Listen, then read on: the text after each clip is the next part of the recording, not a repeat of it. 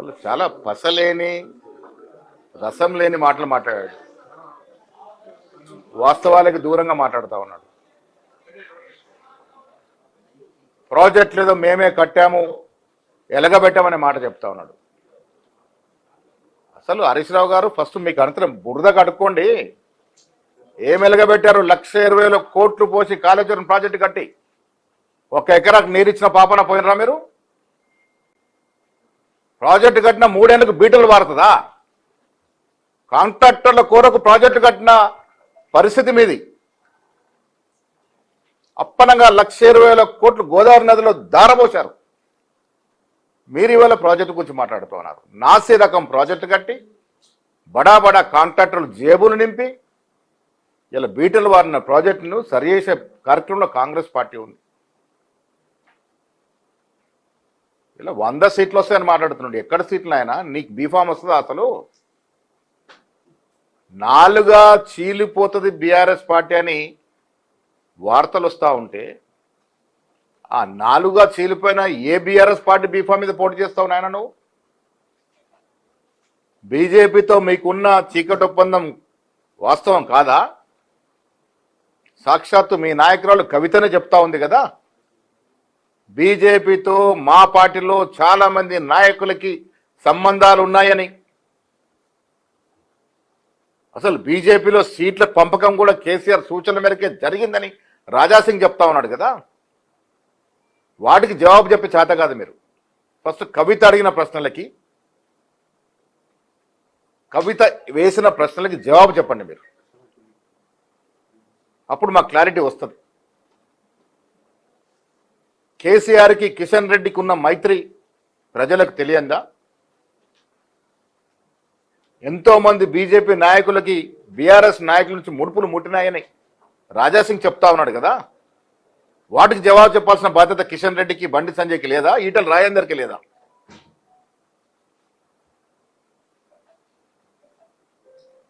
ఎస్సీలు ఎస్టీల గురించి మాట్లాడుతున్నారు. ఎక్కడ ఏ ముఖంతో మాట్లాడుతున్నారు మీరు? ఒక ఎస్సీ డిప్యూటీ సీఎం ఇస్తే అర్ధరాత్రి తరమేసిన మీరు ఎస్సీల గురించి మాట్లాడుతూ ఉన్నారు. 10 ఏళ్ళు మెస్ ఛార్జ్ రూపాయి పెంచని మీరు, కాస్మెటిక్ ఛార్జ్ రూపాయి పెంచని మీరు ఇవాళ ఎస్సీ ఎస్టీల గురించి మాట్లాడుతూ ఉన్నారు. మా ప్రభుత్వం రేవంత్ రెడ్డి గారి నేతృత్వంలో 200% పెంచాం మెస్ ఛార్జీలు, కాస్మెటిక్ ఛార్జీలు. ఎస్సీ పాఠశాలలు, గురుకులాల పరిస్థితి ఎంత అధ్వానంగా ఉండేనో, ప్రభుత్వ ఆసుపత్రుల పరిస్థితి ఎంత అధ్వానంగా ఉండేనో ప్రజలు ఇంకా మర్చిపోలే. బీజేపీతో మీకు లోపాయికర ఒప్పందం ఉంది. అది కవిత మాటల వల్ల స్పష్టమైంది. రాజాసింగ్ స్పందించిన మాటల వల్ల తేట తెల్లటమైంది. దాన్ని కప్పుపుచ్చినందుకు రేవంత్ రెడ్డి గారు విమర్శిస్తూ ఉన్నారు.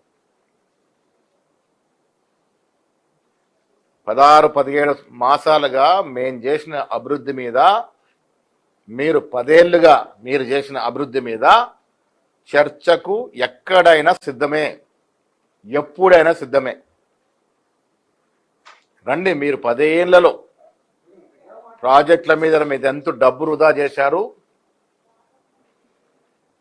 10 ఏళ్లలో ఈ రాష్ట్రం యొక్క ఆర్థిక పరిస్థితి ఎట్లా దివాలా తీశారో, ఎంత వినాశం సృష్టించారో, ఎంత ఆర్థిక ధ్వంసమైందో, 10 ఏళ్లలో ప్రభుత్వానికి సంబంధించిన వేలాది ఖరీదైన భూములు ఎట్లా అప్పనంగా ప్రైవేట్ వ్యక్తులకు అప్పజెప్పినారో, ఎట్లా ధరావతం చేసినారో, ఏ రకంగా అమ్ముకున్నారో,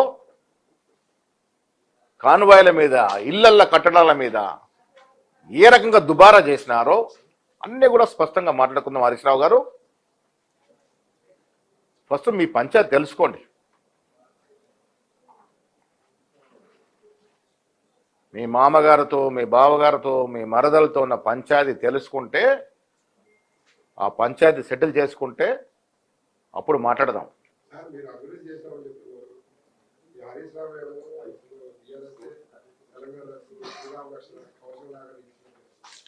ఇప్పుడు కంచె చేను మేసినట్టుగా వాస్తవంగా 2014లో కేసీఆర్ను ఒక ఉద్యమ నాయకుడిగా ఆదరించి అధికారులకు తీసుకొస్తే కాపలా కుక్కలాగా నిజంగానే ఆయన అన్నమాట ప్రకారం ఉంటాడేమో అనుకుంటే కంచె చేను మేసినట్టుగా తెలంగాణ రాష్ట్రం ఆనాటి నిజాం నుంచి ఇప్పటి వరకు కూడబెట్టినటువంటి ప్రభుత్వ ఆస్తుల ధ్వంసం కాలేదా? కొన్ని వేల ఎకరాల భూమి ప్రైవేట్ వ్యక్తులకు ధరావత్వం కాలేదా? కారు చౌకన అమ్మలేదా? కేసీఆర్ ఉద్యమంలో ఒక భాగం మేము కూడా ఒప్పుకుంటాం, కానీ తెలంగాణ ఎలా వచ్చిందో తెలంగాణ ప్రజలకు తెలియదా? మీకున్న 2 పార్లమెంట్ సీట్లతో తెలంగాణ వచ్చిందా? ఇది కాంగ్రెస్ పార్లమెంట్ సభ్యులు కదా. ఆనాడు పొన్నం ప్రభాకర్ గారు, రాజయ్య గారు, సుఖేందర్ రెడ్డి గారు, మధు యాష్కి గారు, బలరాం నాయక్ గారు మా పార్లమెంట్ సభ్యులు కదా పోరాడింది. మా పార్లమెంట్ సభ్యుల వల్ల, సోనియా గాంధీ గారి ఆదేశం వల్ల, ఆవిడ కోరిక వల్ల యావత్ దేశంలో పార్లమెంట్ సభ్యుల్ని క్రోడీకరించి తెలంగాణ తెచ్చుకున్నది వాస్తవం కాదా? కేసీఆర్ ఇంకొక సభ్యురాలతో తెలంగాణ వచ్చిందా?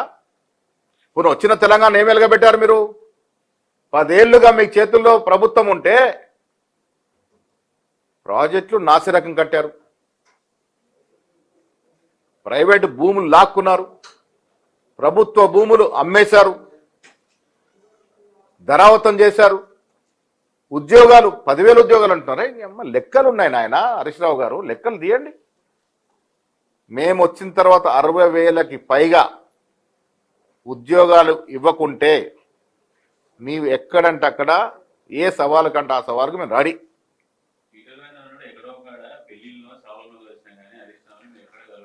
నేను మళ్ళీ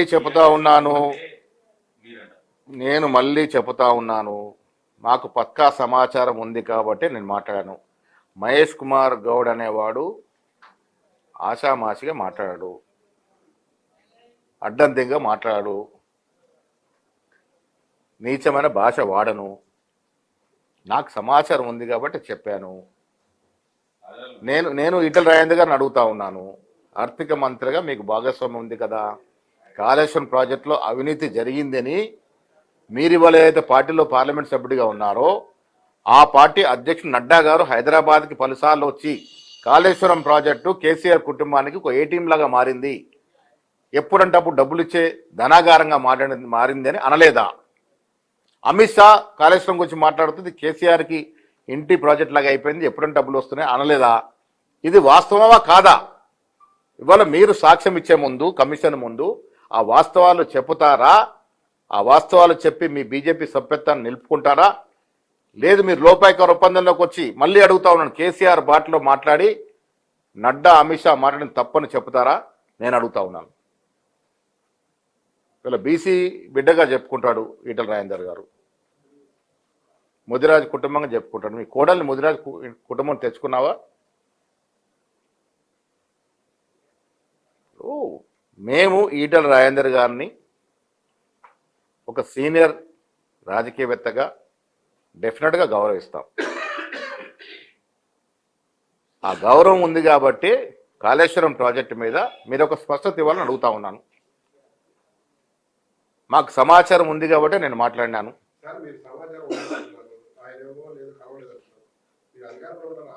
డెఫినెట్గా టైం వచ్చినప్పుడు ఆధారాలు బయట పెడతాము. ఎవరో మాట్లాడుతూ మహేష్ కుమార్ గౌడ్ కోవట్ అని, కోవట్లు బీజేపీ నుంచి బీఆర్ఎస్కి, బీఆర్ఎస్ నుంచి బీజేపీకి ఉన్నారు. మా పార్టీలో ఎవరికి కోవట్ కావాల్సిన అవసరం లేదు. ఇవాళ మేము అధికారంలో ఉన్నాం,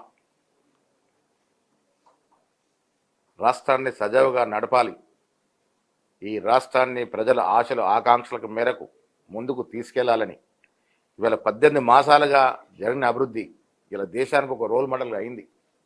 ఇలా సోషల్ జస్టిస్లో 10 ఏళ్ళు కేసీఆర్ అధికారుల నుండి ఎస్సీ, ఎస్టీ, బీసీ మైనార్టీలంతా అనగదొక్కితే ఇలా మేము కుల సర్వే జరిపి ఇలా మేము 42% రిజర్వేషన్ లోకల్ బాడీలో, ఎడ్యుకేషన్లో, ఎంప్లాయ్మెంట్లో ఓబీసీలకు ఇచ్చి ఇవాళ మేము ఎస్సీ వర్గీకరణ కట్టుబడి ఉండి ఎస్సీ వర్గీకరణ ఇక్కడ సక్సెస్ఫుల్గా చేసి ఇలా ప్రజల ముందు నిలబడ్డాం.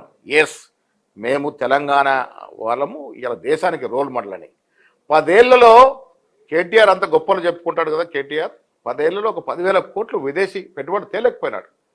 ఇలా మా ప్రభుత్వం వచ్చిన తర్వాత రేవంత్ రెడ్డి గారు శ్రీధర్ బాబు గారు 2 మార్లు వెళ్ళి 1,75,000 కోట్ల విదేశీ రుణం తెచ్చారు. ఇది గొప్పతనం కాదా? వీటి గురించి మాట్లాడరు.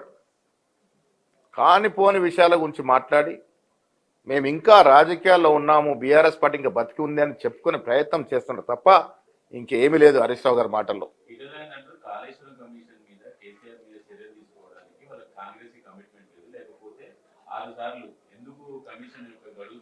కమిట్మెంట్ ఉంది కాబట్టే కమిషన్ వేశాము. ఇలా కమిషన్ వేశాం కాబట్టి నిన్ను పిలిచారు. మీరు ఎంత తొందరగా వాంగ్మూలం ఇస్తే అంత తొందరగా కమిషన్ రిపోర్ట్ వస్తుంది. కమిషన్ రిపోర్ట్ వచ్చిన తర్వాత as per the commission report ప్రభుత్వం యాక్ట్ చేస్తుంది. ప్రజాస్వామ్యాన్ని నమ్ముకున్న ప్రభుత్వం మాది. కలం పెట్టి సంతకం పెట్టి ఎవరినో లోపడేసే ప్రభుత్వం కాదు మాది. చట్టరీత్యా లీగల్ కోణాలన్నీ కూడా పరిగణలోకి తీసుకొని డెఫినెట్గా ఈ రాష్ట్రం సొత్తు ఎవరైతే దోసుకుంటో వాళ్ళందరి మీద చర్యలు ఉండాలని మేము కోరుకుంటా ఉన్నాం. డెఫినెట్గా ఇప్పుడు లోకల్ బాడీ ఎన్నికలు గతంలో పెట్టినప్పుడు నేను యాజ్ ఎ పీస్ ప్రెసిడెంట్గా మా ప్రభుత్వాన్ని రిక్వెస్ట్ చేశాను, రిజర్వేషన్ తీసుకురావాలి. మనం ఇచ్చిన కమిట్మెంట్ ఉంది 42% రిజర్వేషన్, అది బిల్లు పెడదాము అసెంబ్లీలో, అది పాస్ అయిన తర్వాత ఎన్నికలకు పోదామని చెప్పడం జరిగింది. ఆ కమిట్మెంట్తోనే మేము బిల్లు పెట్టాము. దానికోసమే కాలయాపన అయింది. ఈ జూలైలో ఎప్పుడైనా ఎన్నికలు జరిగే అవకాశం ఉన్నది. ప్రభుత్వం ఆ దశగా ప్రయత్నం చేస్తూ ఉన్నది.